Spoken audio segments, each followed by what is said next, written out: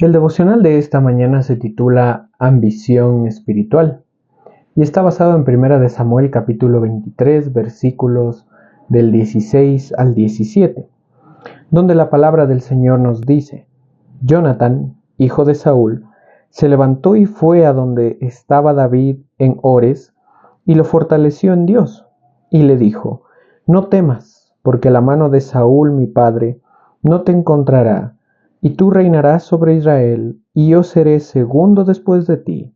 Saúl mi padre también sabe esto.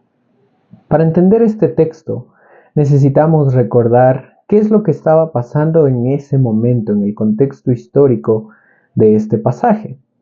Y al leer capítulos antes, específicamente entre el capítulo 18 y 19, nosotros nos damos cuenta que Saúl empieza a perseguir a David. En Saúl creció mucho un sentimiento de envidia, de rencor hacia David, porque la mano de Dios estaba con David y él hacía grandes proezas y la gente comenzaba a notarlo. Pero Saúl, en lugar de tomarlo de una manera buena, Saúl tenía envidia.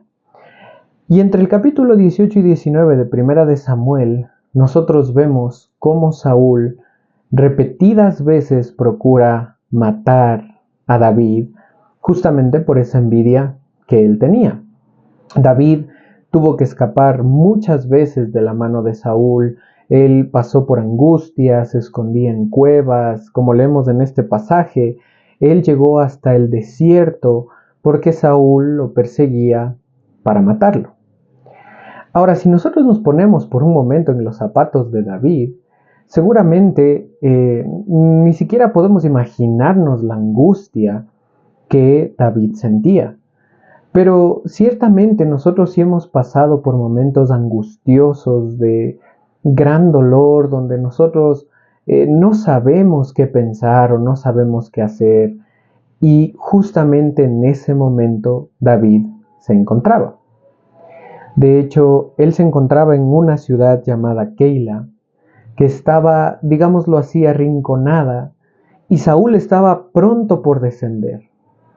Y David se pregunta, bueno, ¿qué mal he hecho yo para que Saúl quiera matarme? Así que es claramente un tiempo angustioso en la vida de David, estando en el desierto con solamente 600 hombres, enfrentándose al rey de Israel de ese momento, con mucho dolor en su corazón.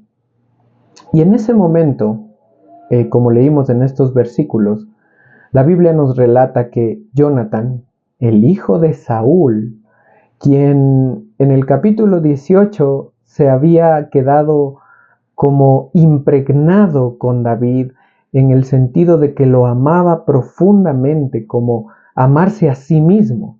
Y nosotros sabemos que Jonatán era gran amigo de David, uno de los mejores amigos, y en este pasaje él desciende al desierto para buscar a David. Y es bien interesante cómo este pasaje nos dice que él fue con un solo propósito, y era fortalecerlo. Jonatán fortaleció a David en medio de la circunstancia que él estaba atravesando. Y eso nos enseña varias cosas. Número uno, que la vida cristiana no se puede vivir en solitario.